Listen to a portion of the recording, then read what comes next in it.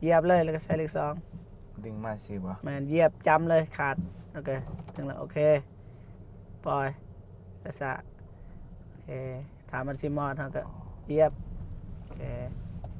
ถามมันไวเขาก็เหยียบขาดบ่เมกเฮ็ดไปบ่เมกไป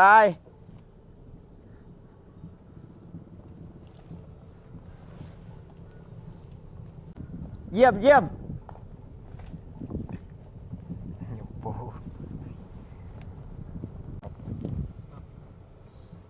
เฮ้ยปุ๊บปุ๊บปุ๊บปุ๊บขึ้นปัดเดียวเปิดแว่นเปิดเลขก่อน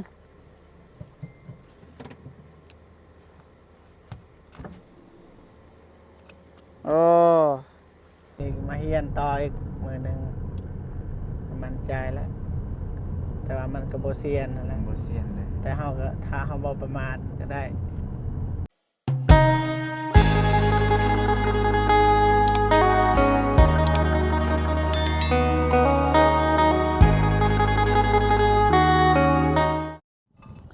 โอเคพอพี่น้องเนาะเปิดภาพมาก็นี่แหละ3คนพี่น้องเนาะเป็นคลิปพิเศษพี่น้องเลยทางบอเจ็บแล้วก็ทีมงานปรึกษาว่าทางทีมงานสิให้บอเมกเขียนขับรถก่อนพี่น้องเลยเพราะว่ามันก็มีหลายเหตุผลเป็นอย่างคือให้บอเมกเขียนขับรถพี่น้องเพราะว่าทางบอเจ็บก็อยู่กับบอเมกดนพี่น้องเนาะแล้วก็โทรหาทางไอเตียงเพิ่นก็เพิ่นว่ายังดนอยู่สิลงมาพี่น้องเลยก็เลยปรึกษาหารือกันว่าสิให้บอเมกเขียนขับรถเพราะว่าทางบอเจ็บบางเทื่อก็อยากนอนบางเทื่อก็ตัดคลิปแน่นะถ้าบอเมกเป็นก็เป็นการดีแหละพี่น้อง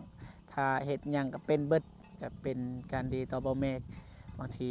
มือหือว่าบ่ได้บางทีถือเลข6โตซื้อรถใหม่ก็มีหาต้องเป็นก่อนนะพี่น้องอย่าเฮ็ดคือบอเจ็บซื้อรถมาก็ขับรถบ่ทันเป็นตามสะตามสายตามหาเพเบิดพี่น้องเอ้ยก็สอนทางบอเมกก่อนนะพี่น้องนะแต่ว่าไปเบิ่งไปชมทำกันพี่น้องว่าสิเป็นแบบใดบอเมกสิขับแบบใดสิเฮ็ดให้รถบอเจ็บหนักกว่าเก่านี่ก็บ่ทันรู้พี่น้องเดี๋ยวว่ากันนะเอากับทักทายสบายดีและสวัสดีพ่อพี่น้องเบิดสู่คู่สู่คนพี่น้องเนาะก็ยินดีต้อนรับเข้าสู่ช่องบ่าวเจ็บ Channel คือเก่าพี่น้องเนาะไปแต่ว่า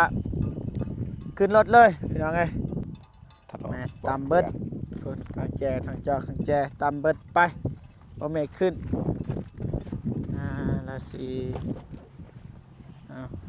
ขึ้นก่อนว่าเฮาสินั่งถ่ายคลิปพอดีบ่เหยียบขาดบ่ว่ากันเหยียบขาดก่อนนี่ขาดพอดีบ่หรือว่าจำโพด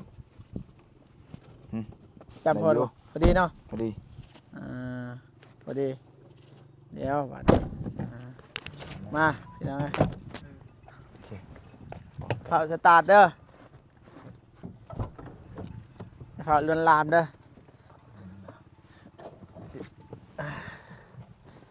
มีแต่สิบอกรายละเอียดคร่าวๆให้บ่เมกก่อนพี่น้องเด้อสิว่าแบบทฤษฎีก่อนเด้อเคยแอบลืมอันนั้นฮู้บ่ได้ติขาดทางกลางเบรกกลางแล้วก็ทางนี้คันเร่งใจเนาะ ติดนี่ยังก็ได้เบิดแล้วบ่ยัง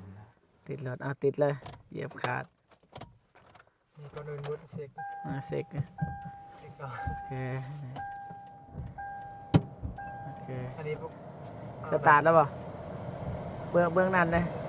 ตัวนี้ใส่เลขก่อนเจ้าลบ่งนี่ตาเหลียวเปิดโอเครายการคันติดแล้วบ่ยังตาเหลียวอยู่บ่ลงแล้วก็พอดีเสกวางมาเลยเนาะวางเรียบร้อยปลดตัวนี้ก่อนหลักการบ่เจ็บเด้อหลักการบ่เจ็บบ่นี่บีบลงโอเคแล้วก็อย่าพาว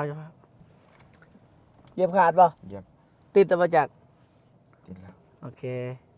ติดแล้วบ่เนี่ยติดยั่งเลย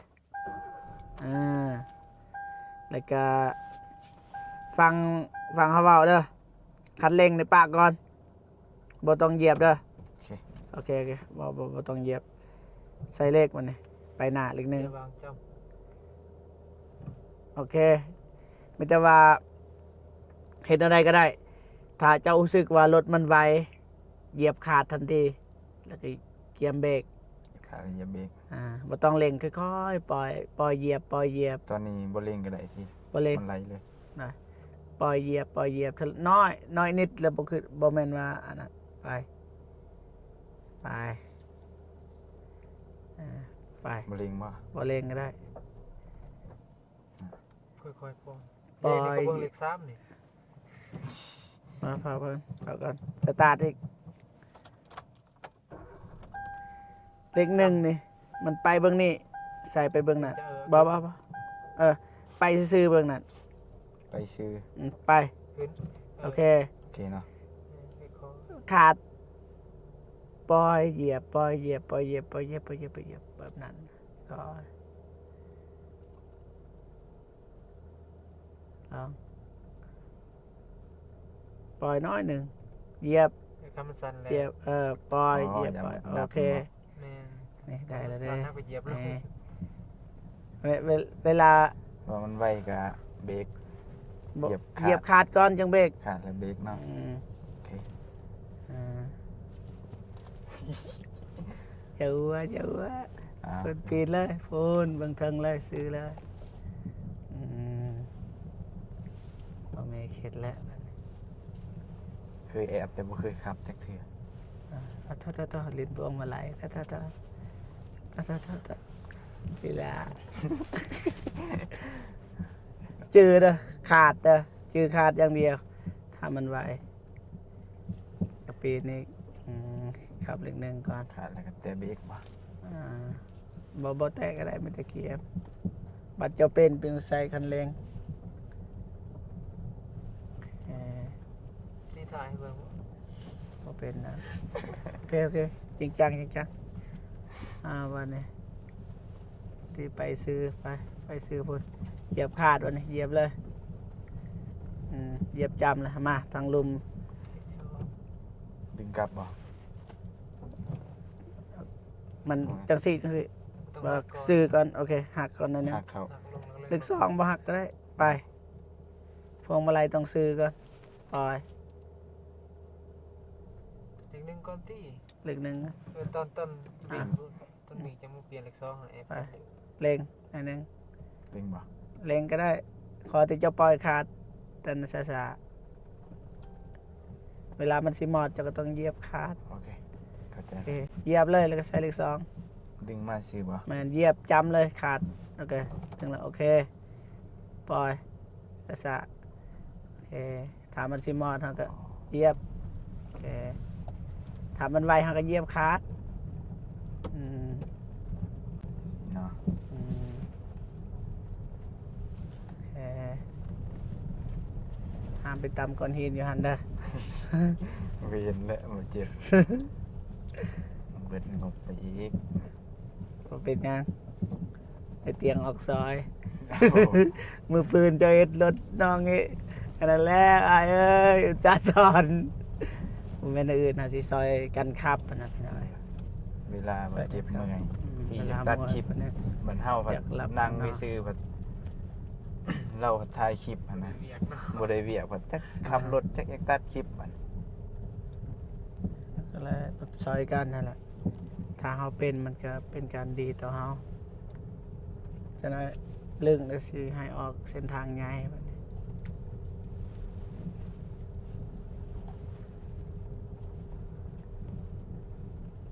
มาหาถึงเลขมื้อแรง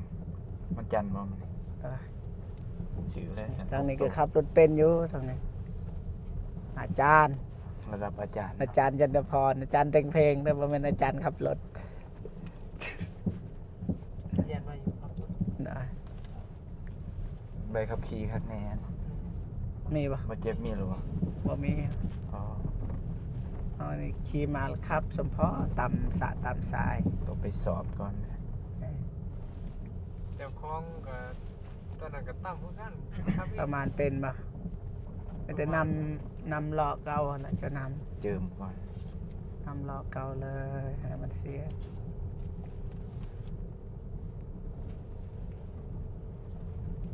โอเค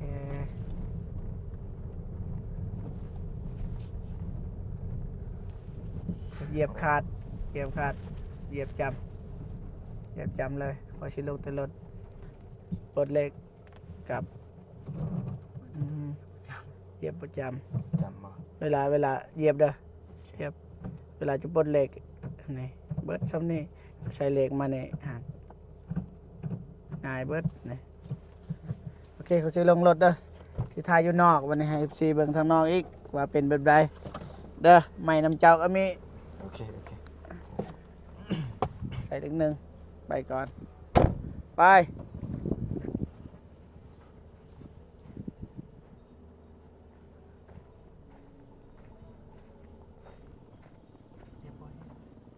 โทษ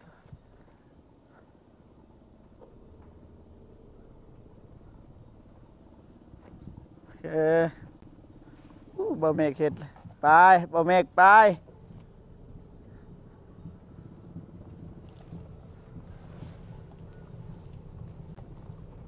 โอ้ไปเลยบได้ยินเสียงพี่น้องเงียบขนาดไปเล็กหนึ่งนะแบบคันบกขับแบบลีลานั่นบได้ยินแต่เสียงรอมัน เพลงต้องเลยมา โอ้มาเดียวเจ็บตกใจอย่าได้รถเขาพุ่งเขาเฮือน เพลงสองเล่นก่อนบอล เป็นไหวบ่เมกพี่น้องหรือว่าเราเคยขับหรือบ่ เล่นไม่ใช่บอลเจ็บเลยโอ้ย ตกใจ ตีตายบอลมั่วแข่งเก่ามากตีตายรถใหญ่ รถขายรถขาย ดีมากเจ็บ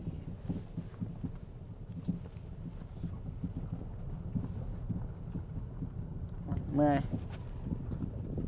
ก็สิให้บ่เมกออกทางใหญ่อันนี้โอ้ย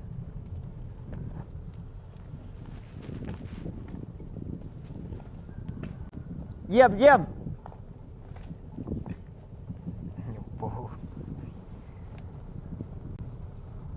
เป็นนะพี่น้องแต่ออกข้างนอกก่อนพี่น้อง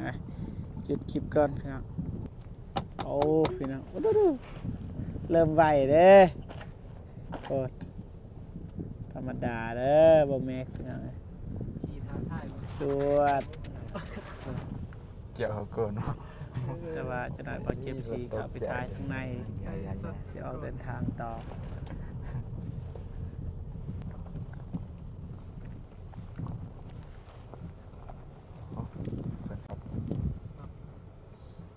เฮ้ยปุ๊บปุ๊ขึ้นปัดเดียวเปิดแว่นปลดเลขก่อน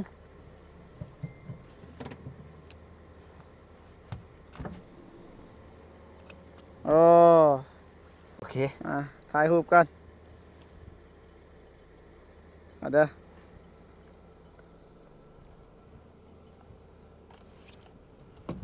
โอเค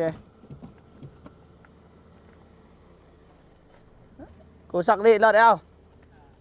มาไปขึ้นโอเคป่ะ โอเคอยู่ในไรต่อ ถอยถอย ไปเนาะ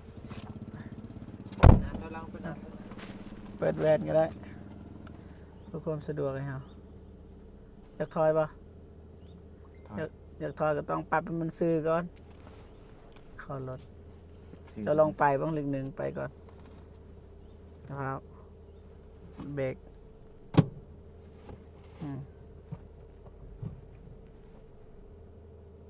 ปล่อยถอยจะมั่นใจแล้วว่าซื้อ เดี๋ยวนี้แล้วมันบุษ บ่ซื้อนี่มันเอวบ่ซื้อนี่วันนี้ซื้อเอาถอยวันนี้ว่าเหยียบคาด เหยียบขาด เหยียบคาดเหยียบหรือเปล่า โอเคเหยียบแล้วบีบตัวนี้นี่นี่นี่เด้อตัวนี้วางนี่เห็นปะ ก็ขึ้นโอเค นี่อย่าพาปล่อยเลยเดี๋ยวมันดัง ดังก่อน เอาอย่าพาเฮ็ดเองเฮ็ดเองปลดก่อนบอกปลดก่อนปลดธรรมดากันปลดดึงมา คือเก่า ดึงถอย สุกไปทางหน้า เดมันดังถอยมัน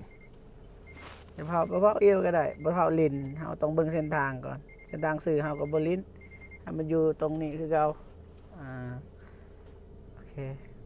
เวนสายแกนกลัว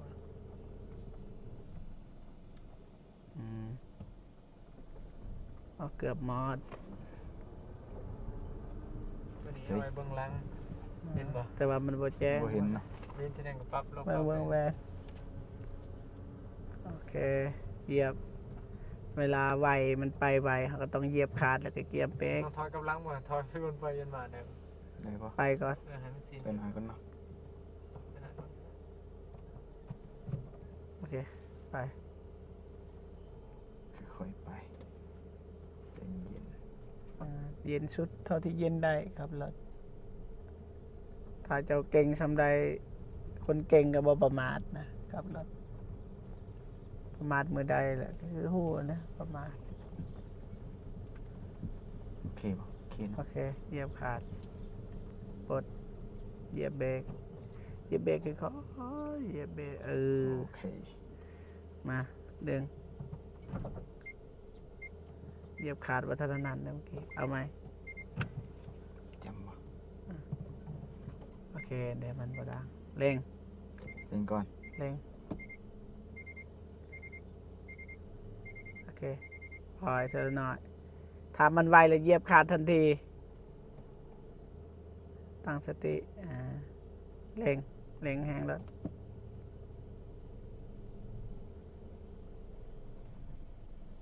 โอเคถ้ามันไวเลยเหยียบขาดทันที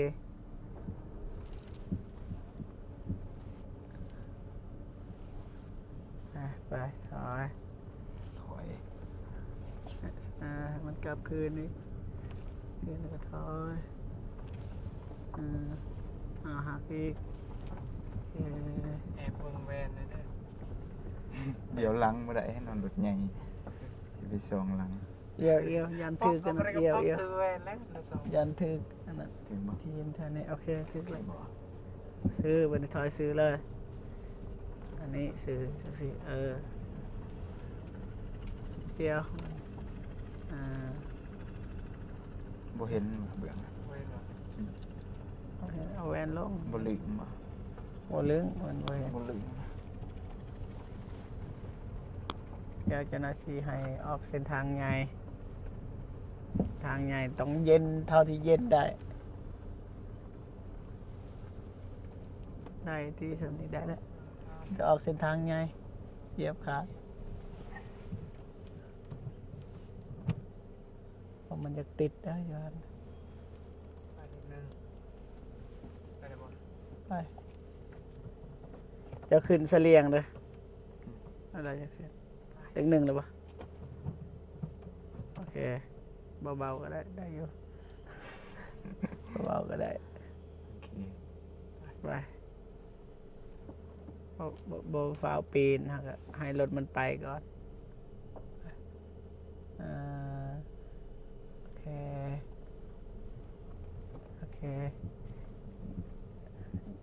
เหยียบขาดแล้วก็เหยียบเบรกว่าให้มันไวเหยียบขาด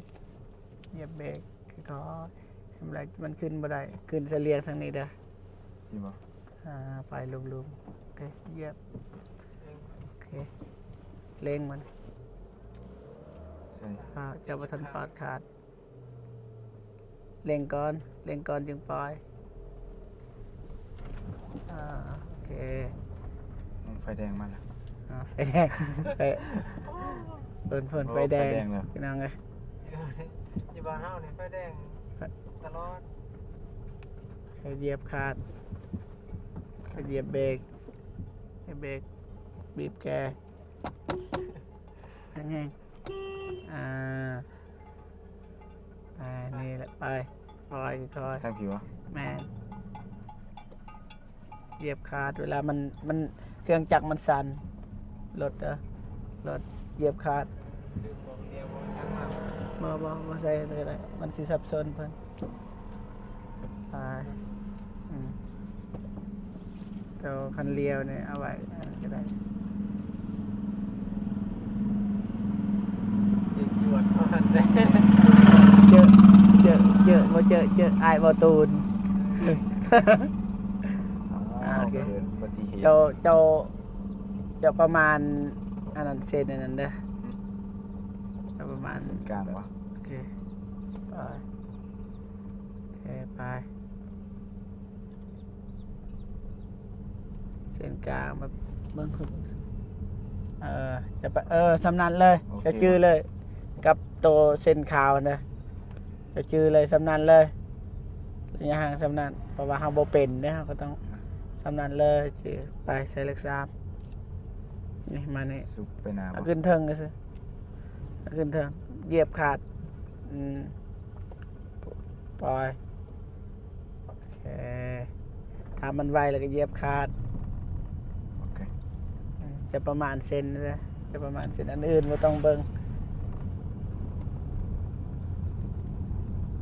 โอเคมันจะจำเท่านี้พอไปทางนั้นนั่นเอง ค่าสายกันดิอยู่ตอนนั้นแหละ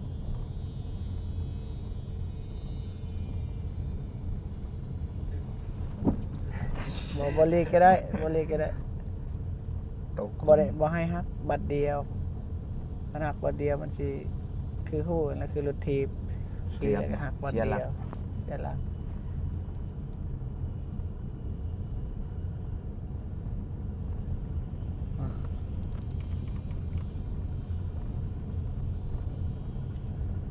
ไปเดี๋ยวบอกแม่ขับรถ ครั้งแรกที่ขับออกทางใหญ่ บอกให้หักบัตรเดียวหักค่อยๆหักก็ได้แล้วมันจะปีนนี่แหละมันจะไปไม่หักจึกบัตรเดียว คอยตูนบ่ นะถ้าบ่มีรถคือจังซี่ก็เร่งก่อนเร่งนิดนึงแล้วก็เกียมขาดแต่ก็ขึ้นใส่เบรกเหมือนตัวอย่างว่ามีรถ ขาดเบรกเนาะ ขาดเบรกคันเร่งก็คือมันซอยให้มันไปไวมันบ่ซอยอันนั้นเฮานะว่าเฮาบ่ทันเป็นนะต้องเกียมตัวนี้ก่อนเฮาปลอดภัยมาก่อนคันได้เป็นล่ะจะเหยียบซำใดก็เหยียบคันเร่ง มันง่ายไปเบิดบ่อน ง่ายไปเบิดแล้วเอาเร่งให้นะเร่งให้นะ และใส่กระเทียม เร่งให้นะเวลาฮู้ว่าเวลาเครื่องจักรมันสั่นคือเฮาขับรถจักรนั่นน่ะมันสิไปบ่ได้แล้วบัดนี้เหยียบคลัตช์เปลี่ยนเลขบัดนี้เอาเจ็บก็บ่ฮู้ปานใดนะจังรถเรื่องลางก็บ่ชำนาญปานใด ตามประสบการณ์ ต้อง ประสบการณ์การขับ บ่ฮู้ว่าเฮาสิสอนแบบใดเฮาต้องมันขึ้นกับเฮาขับหลายหน่อยซำใดก็คือเฮาก็บ่ฮู้คิดเอาอ้ายอนงบ่ตูนยังนอนบ่ยอมนอนซอยเบิ่งเส้นทาง บ่ไว้ใจ บ่ไว้ใจนะ บ่ไว้ใจแล้ว นะบ่ไว้ใจจักดิ ส่วนผม เร่ง อืม เร่ง เบิ่งม้าเบิ่งหยังแหละ ว่าลึกสา ซอยกัน ไปครั้งแรกถือว่าสอนง่ายบ่แม่นเข้าใจง่ายนะแบบคนบ่ปึกนะคนปึกนี่ยากสอนแบบญาติไปเบิดนะถ้าบ่ญาติเนี่ยขอแต่ตั้งสติได้ขาดกับเบรกก็โอเคแล้ว อันอื่นนี่บ่มีปัญหาแล้วแล้วก็ออกทางใหญ่เฮาสำคัญก็คือรถใหญ่เวลาเจอรถใหญ่เฮาต้องเหยียบคลัตช์เหยียบเบรกหรือว่าซ่าๆเท่าที่ซ่าได้นะเพราะมันว่ารถใหญ่ไวเฮาก็สิไวเขาเฮาบ่ทันเป็นคือฮู้อันแล้วสอนบ่เมกก็คือแบบเผื่อบ่เมกมีรถแล้วก็ยามที่เฮาจะตัดขอกตัดคลิปไปเหมือนกัน เพื่อฉุกเฉินเนาะครับบ่ได้หา บ่สบาย บ่สบายเป็นไข้ จะให้ นะ บ่เมกครับ พาไปโรงหมอนะ บางทีก็ ค่ำกลางคืนนี่ บางที จังพายังเนาะ มันเอาบ่ได้ ก็คือเมื่อนั้นแล้วบ่เจ็บบ่สบายก็นอนแซ่อยู่หั่นแหละมองอยากสิไปลุกบ่ได้เอาเมฆกลางคืนนั่นน่ะมันขับยากถ้าบ่เมฆมีรถก็สำบายบ่แล่นไปตำนี่ตำนั่นบ่เจ็บไปตำ เป็นก่อนนะเนาะ เป็นก่อนนะแต่บัดรถเฮาเองเฮาก็พอมีประสบการณ์อันนี้บ่เจ็บบ่มีประสบการณ์น้อยหนึงก็บ่มีนะมันก็เลยถอยหยังไปตำเบิดเพเบิดทางหน้าซื้อใหม่เพละ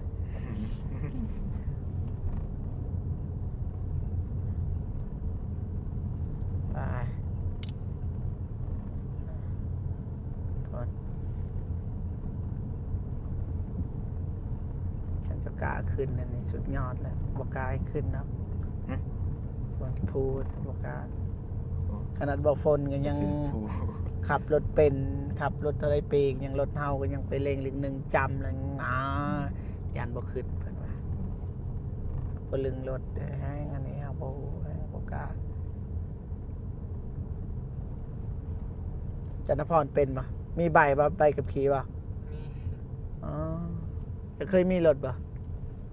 โดน เคยมี เคยเหยียบ เคยเขียนขับรถ ทิศหนึ่งผมลุก อ่า แต่ว่าเขาขับเป็นแล้วเขาก็ไปเอาใบขับขี่นะ อ๋อเอาเนี่ยบ่มีครับตัวนั้นนี่ทางกลางทางกลางแวนวิดไม่รถทางหลังบ่เบิ่งแวนบ่ บ่มี ไปตอนบ่มีรถเด้อตอนทางสื่อเฮาไปกลางเลย อืม เพื่อความปลอดภัย เอาขี่ไว้แน่เนาะ อืมเพราะว่ายังรถทางหลังเฮาบ่เบิ่งก็ได้เพราะว่าทางหลังเขาเห็นเฮาเด้ เขาระวัง เขาระวังอยู่แล้ว สิสิยังให้ อ่า แต่บัดแทรกบัดยังเบิ่งเลย เราแสงกันไปเลยนะไปไว้นั่นนี่คือจังสี่ไปกลางรถไปกลางหน่อยนึง มา ให้มันเหยียบอันนี้ก็ได้นะให้มันเหยียบเส้นก็คือว่ามันเหยียบเส้นมันเหยียบ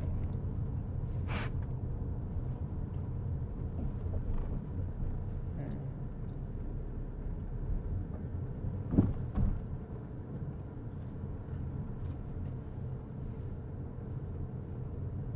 เร่งนั่นนะไปกลางรถเข้า เนาะชินกันจังใส่เล็กซี่ อ่าเร่งเร่งอีกหนิดนึงเร่งอีกไปกลางเร่งแล้วโอเคประมาณนั้นแหละโอเคมันเหยียบขาดดึงมาลังอีกไซลิกซีเหยียบขาดจำ ตรงบ่คอยสิ ใช่ กลางบ่ได้บ่ เบาไหม ได้ยัง นี่มานี่จำ ได้แล้ววะ ได้แล้วไปเร่งแล้วก็ปล่อยเร่งแล้วก็ปล่อยโอเค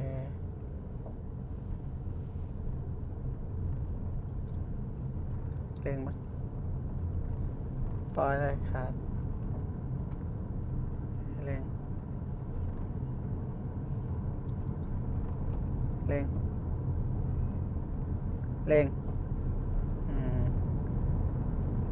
กระเบื้องเส้นทาง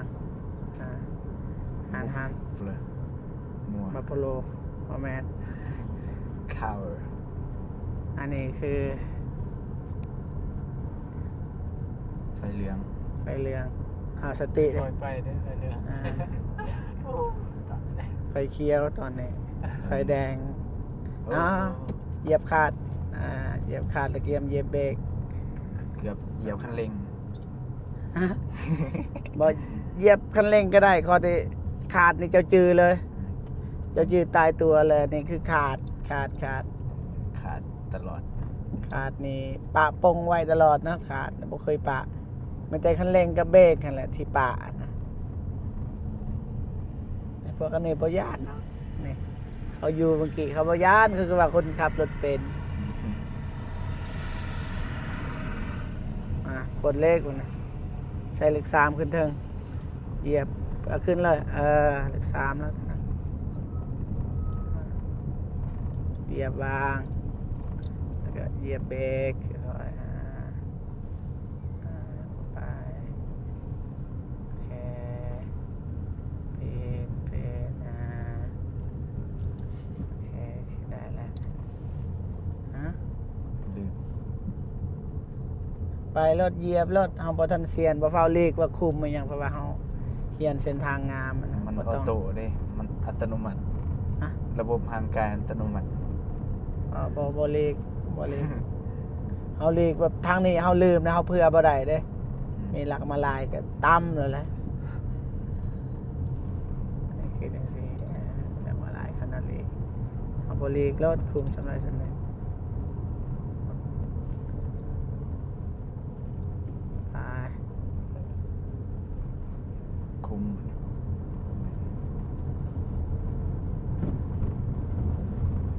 ไปเปลี่ยนเลยขับเครื่องกลางเวลาทางซื้อจะจึงกาเล็งนะ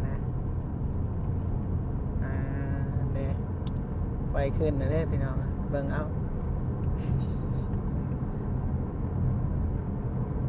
ถ้าเบิ่งน้ำกันว่าสิรอดหรือบ่รอดสิฮอดกลับฮอดบ้านคือเก่าหรือบ่พี่น้องอันนี้ตอนไปเด้อพี่น้องเด้อตอนไปพี่น้องนะเบิ่งเส้นขาวเหยียบคาดเราต้องเกียมได้ดูคนเราต้องคิดว่ามีรถแล้วก็มีสัตว์เอาคิดในใจเลยว่ามีสัตว์มีรถแน่นอนเขาจึงเวลาเจอเขาก็บริตกใจมันเลยว่า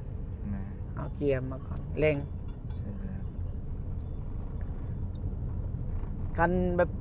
ขับเพลินเลยแบบทางคนรู้สึกว่าบ่มีหยังนี่ว่าเขาเจอนี่ตกใจ เจอแบบเดียวเนาะ เขาต้องคิดเลย คือคนจังสีมีแน่นอนคิดจังซั่นเขาบ่ประมาทเด้อเขาก็ได้เกียมมันนี่ตั้งใจขนาดได้นี่เรื่องเส้นทาง หยาดเลย ญาติปะ โอ้กันหยาดเนี่ยอะไรกัน ญาตินี่เองเบื้องนั่นอีกมีรถใหญ่มันก็ไปเบื้องนั่นเลยเต็มกระเบล สิซุยทางหนาก็มันปัดทางนี้ ไปต่อพี่น้องลงไปฮอดบ้านนนสาพอแล้ว พอแล้วบ่ไหวแล้วลงมือพุ่น ลงตรงวายประพันใดแล้ว ยาก บ่ได้แล้ว บ่แนะนำแต่ว่าคอยมั่นใจว่าบ่เมกได้ คอยไตไปเนาะ เพราะว่ามีเบรกนี่มันจะจำแล้วทางนี้จำ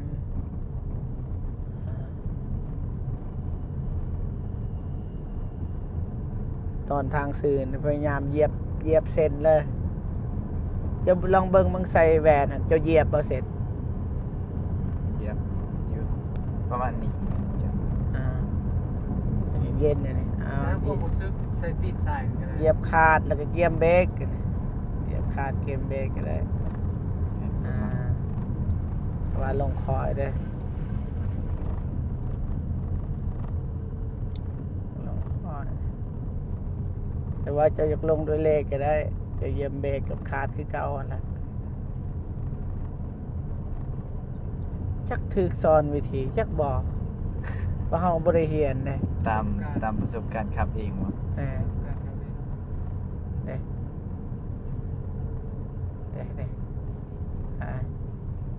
เอาไปย่างเอาขี่กลางเลยก็ได้นี่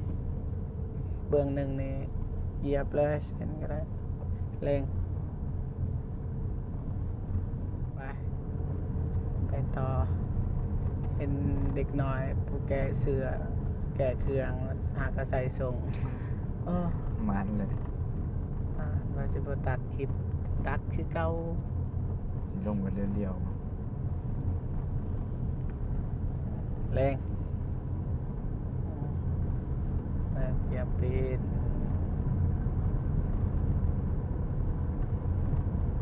นี่มาเฮียนต่ออีกมือหนึ่ง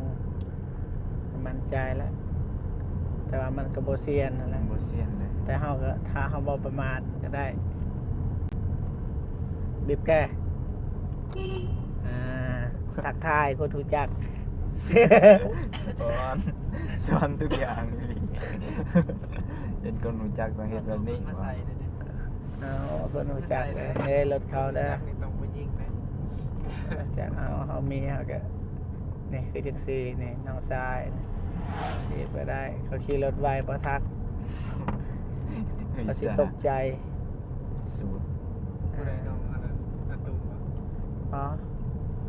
น้องเบาไซหมู่กันนั่นแหละไปเล่นกีฬานำกันเฮ็ดเพลงนำกันก็เพราะว่าห้องเพลงนั้นแต่ว่าบ่ผ่าน2คน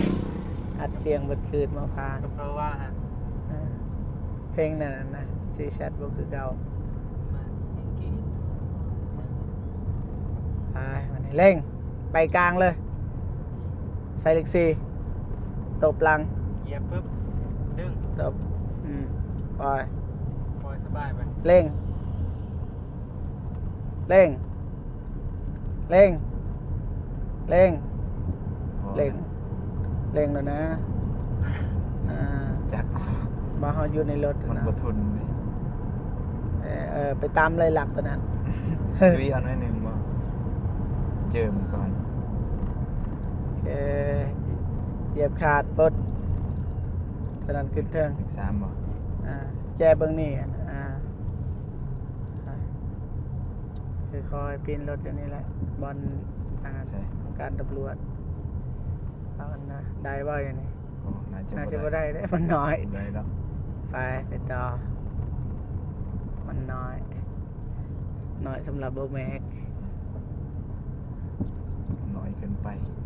คุณไป บ่อัดเสียงเลยยอมรับความเสี่ยงบ่ได้ เปิดแวนไว้เลยทางนั้นสบายเลยสบายเขาเบิ่งทางหลังอย่างมันสิแจ้งมันบ่ขัดหูขัดตาระวังรถนะทางคนในทางนั้นก็ไม่รถลูกก็บอยู่นะเอกลักษณ์การ์ตูทีมงานเดียวนี่แหละครับตุ๊กต๊อกนี่ลูก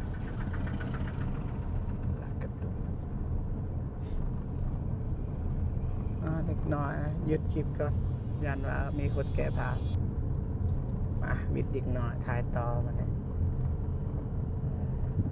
โอเมกปูนไปเปลี่ยนอยู่สุดบาทนันสาพุ่น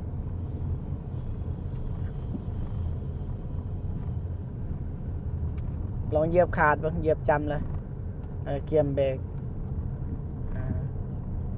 โอเคเหยียบหรือเปล่า เหยียบแล้ว เหยียบบอใส่เบรก ไม่ใช่บ่ บอใส่อยากให้มันลงเลย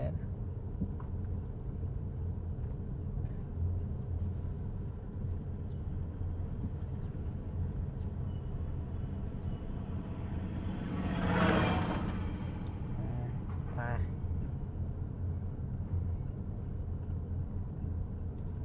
จะเหยียบอ่ะ เหยียบ ไปตะคอยตอนเขาเหยียบเนี่ยปั๊บคอยปลดเล็กปั๊บเลยแต่ว่าเจ้าก็เป็นยังแต่มันจะไวแน่ ไม่ได้เฮ็ดนั่นเด้ เบรก แต่เบรก ค่ เนาะ อย เบียบคนเดียวหัวด่วน ๆค่อยๆเท่าที่ค่อยได้ ปึ๊บ ไปปล่อยขาด หัวส่วน ปล่อยขาดเลยเร่ง หัวต่ำพวงมาลัย เร่งโอเคยานมันสมาร์ทเวลาตรดจะยินแสดงว่ารถบ่ทันนานๆก็คือรถจักรนั่นแหละเจ้าหูเวลาตรดเครื่องจักรมัน มันเริ่มอืดแล้ว มันสิมอดแล้วนะคือเล็กซีอย่างเงี้ยครับมันสิมอดแล้วนี่ ใช่ปินอยู่ใส่ พ่นมีลูก ร้านมันนี่ ร้านมัน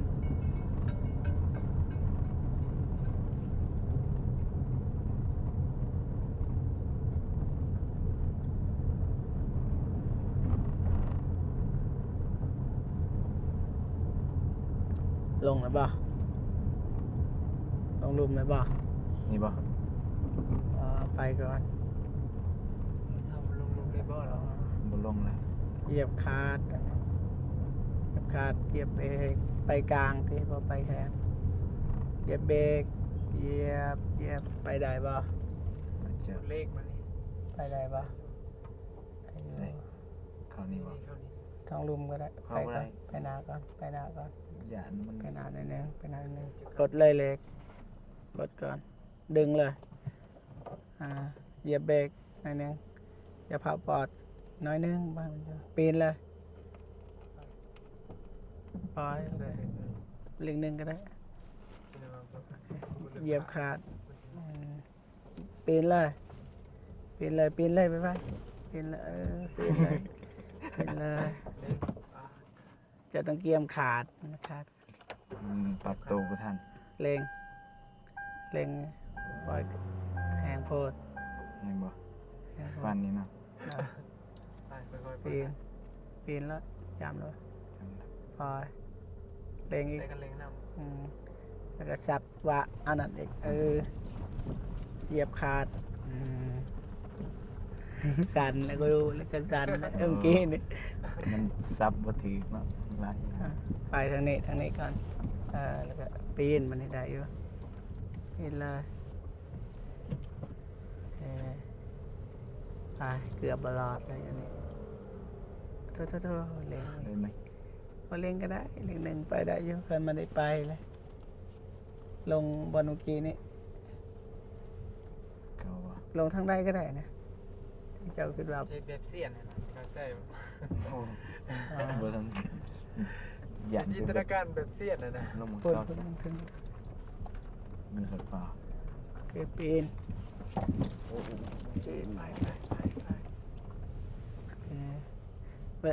เวลาเจ้าไปซื้อแล้วเจ้าปล่อยเลยมันสิมาเองอะนะ โอเค แล้วเจ้าก็จับอันนี้มันสิมาเองอัตโนมัติไป เล็งมาหันแอบเล็ง เล็ง โคตรเล็งวันเหยียบ เล็ง ขาดดึง เหยียบขาดจำไว้ ดึง ปล่อยเล็งอ่า เล็ง โอเคอีก3คือกันอยู่เบื้องนี้อยู่เบื้องนี้ มีไปสิเลี้ยงหน้อยหนึง เด้อไปเล็ง เล็งก่อน เล็งสิไวๆมันคือเจ้าขับรถจักรอะไรเจ้าจะเปลี่ยนเล็กวันนี้เจ้ารู้สึกมันไวเล็งเหยียบขาดจำ ไป ก่อนเนี่ยใส่เล็กซ้ำเนี่ยมัน เล็ง ดี๋ยวไปได้ เล็งแล้วก็ปล่อยเล็งแล้วก็ปล่อยไวหน่อยนึงว่ารถมันไปเลยแน่ อะไรเลยสบายเนาะ ต้นรถไปเนี่ยมันต้องไปเล็งไล่กันได้ ไปบีบแกมันบนนี้ไปเพิ่งลง เอานี้มันเองวะ วันนี้ไฟแดงอันนี้ ไฟแดงอีหลีร้อนมันบ่ฮอดเวลา อันนี้เฮาแบบอันนี้เคยมาพาไฟแดง แต่ว่ามันมีตำรวจยาม จากหมาจากแมว ไปเบื้องนั้นเลย จะประมาณเบื้องนั้นได้สำเร็จโอเคเล็งเล็งเล็งแห้งรถโอเคบานคดนี่คิดว่ามีรถเด้อ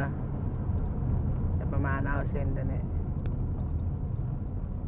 โอเคเล็ง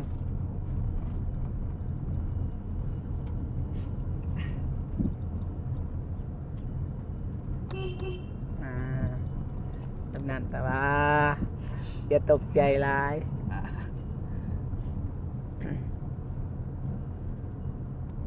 ไปเร่งอีกรู้สึกว่าเบ้ากันเร่งมันก็ยังไปนะโอเคเส้นกลางนะกายเส้นกลางนิดนึงโอเคได้แล้ว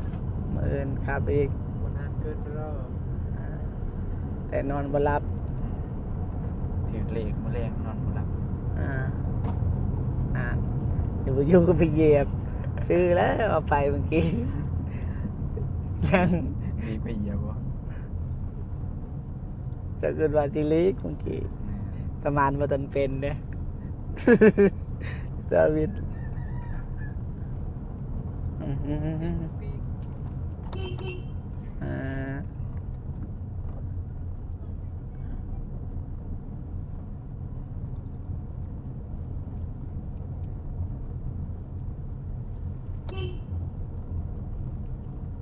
มันกับแกได้สิ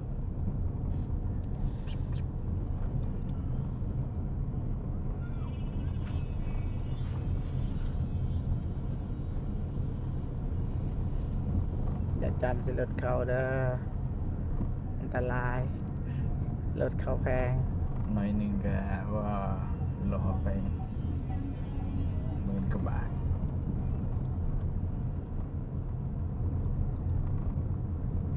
ไปต่อพี่น้องมันจะว่าให้พ่อพี่น้องเม่นมานำกันว่าจังใดบ่เมกเก่งลายน้อยซำใดพี่น้องเอ้ยเข้าใจง่ายเลยบ่ตามที่พ่อพี่น้องคิดว่าตัวเองเคยฝึกมาก่อนบ่เมกนี่ แบบ เป็นไวหรือว่าเป็นช้า ผัวซ้อนเมียขับรถ อ่า เมียจนไหาย ไผ เอาหลายๆเห็นบ่ในคลิป ให้ปะ ซ้อนเมียขับรถ ทั้งหายทั้งด่าทั้งหอมผู้ขับไปจักสั้นจักเส้นจักเป็นบ่เป็นจักขับด้วยความหยาน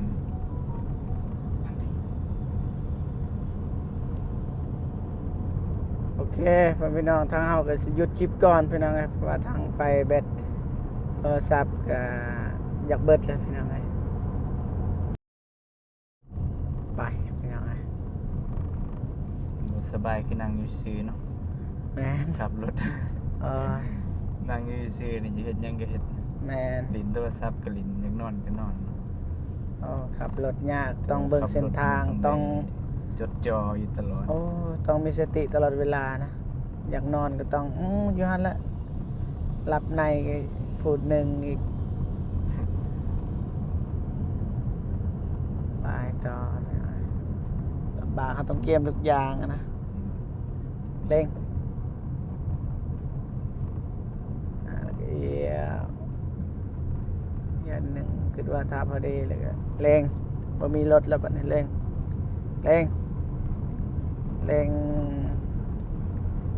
ว่าจะเร่ง3มันก็เลยพืชไม่ไปทางแคมป์ลายตอนบ่มีรถโอเค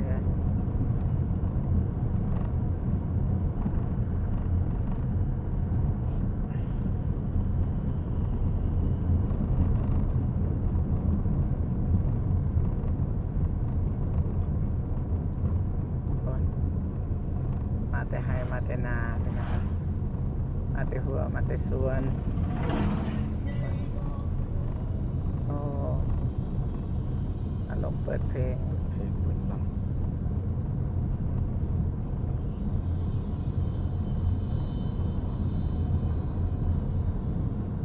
ไอเตียงเคยสอนปะ เคย แต่ปีก่อนขับวนไปวนมาแล้วก็จากนั้นก็แล้วเลยบ่มีเวลาเลย มันเคยออกเส้นทางใหญ่ปะ บ่ บกล้ารนะ แล้วก็เคยขับตอนอยู่ท่าแตงขับรถJC นี่รถไอ้ปุ๊อันนั้นก็เคยขับออกทางใหญ่อยู่มันหลายปีลืม รถอะคนยากไปทุยเอา ไปคุยกันว่าเสียคนเบิดเลย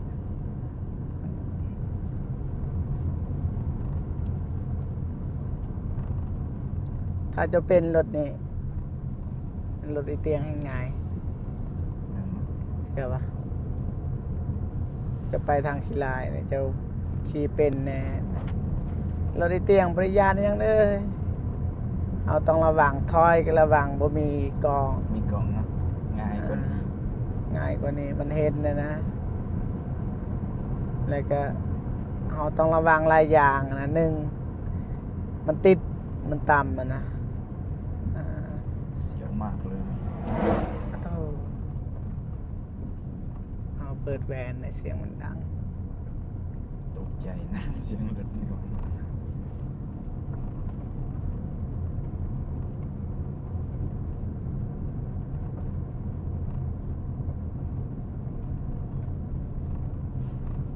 ตอนว่ามีรถเนี่ยจะไปกลางรถ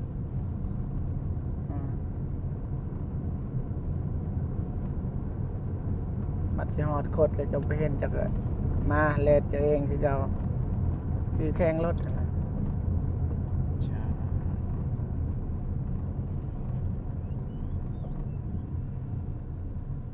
ไป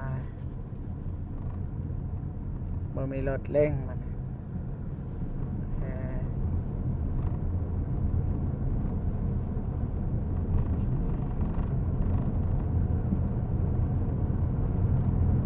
ทางนอนแล้วบ้าทางนั้น โคตรคิดโคตรอะไรยังเพื่อ รถจีบอะมันมีสัญญาณ ไปลงบอลเฮาฝึกรถทำอีกกันแหละไปลงงาน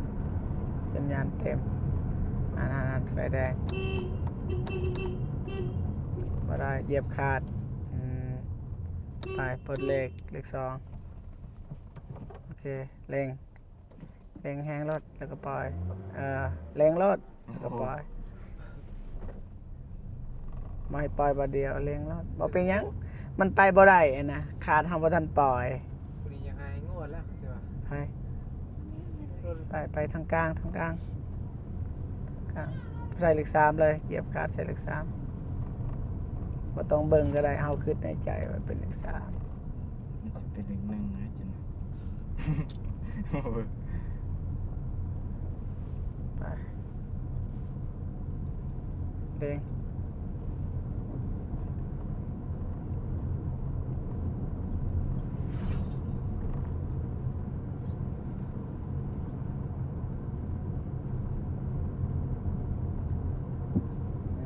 ถ้าเบิ่งนำกันว่าสิฮอดหรือบ่แต่ว่าตอนนี้กำลังเดินทางกลับ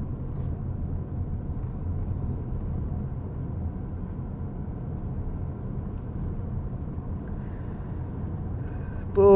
ไฟแดงอยู่เทิง ไฟแดงมีแต่ไฟแดงแน่เขามันเนาะไฟแดงบ้าน ในเมืองในเมืองบีบแก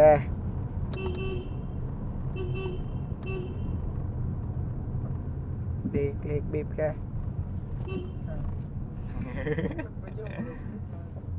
ว่าลูกนะปลดเลข2เหยียบขาดจำแล้วก็ปลดทันทีนั้นบีบแกเหยียบเบรกเหยียบเบรกไอ้ทิ้งเบรกไปเร่งรถ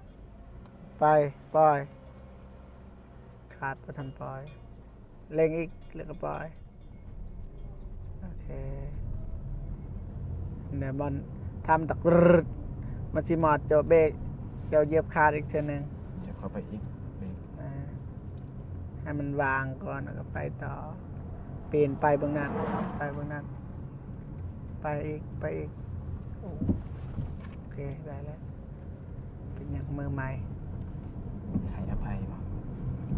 อภัย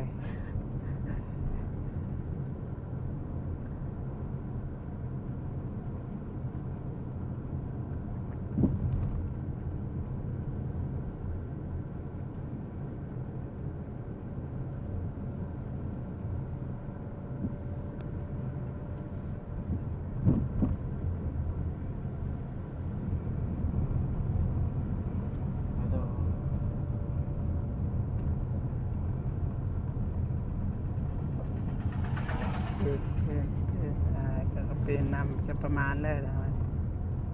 จะไปซื้อหลักมาลายเลือกเอา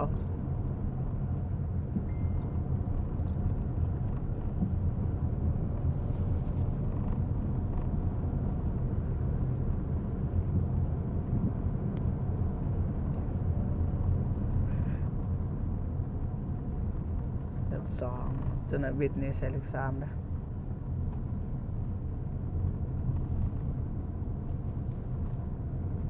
เริ่มเหยียดขาดก็ใส่เลข3เลยไปกลางก่อนโอเคเร่งเหยียบขาดไปเร่งเลยปล่อยบัดเดียวเด็ก อ๋อเริ่มเซียนแล้ว เพราะว่ามันไปได้อยู่เพราะว่าเขาเร่งอะไรพวกนี้ บ่ดับแล้วเนาะ เพราะว่ารถมันได้ไปไวแล้วบ่เป็นหยังถ้ามันยังซาจะไปใส่เลขแบบเลข3เลข4บ่ได้เลข2ยังบ่ได้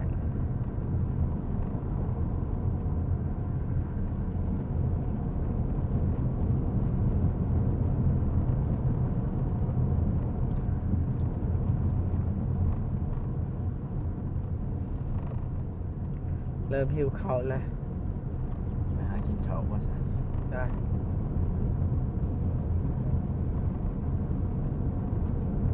จะเบิ่งบ่มีรถนี่บ่ให้เข้าทางแคมป์ทางถ้าบ่มีรถที่เฮาเบิ่งได้นะถ้าเฮาเบิ่งบ่ได้จังคือจังสิแคมป์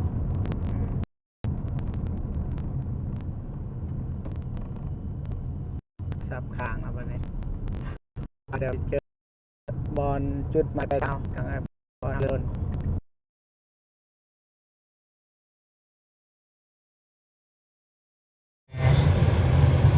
นี่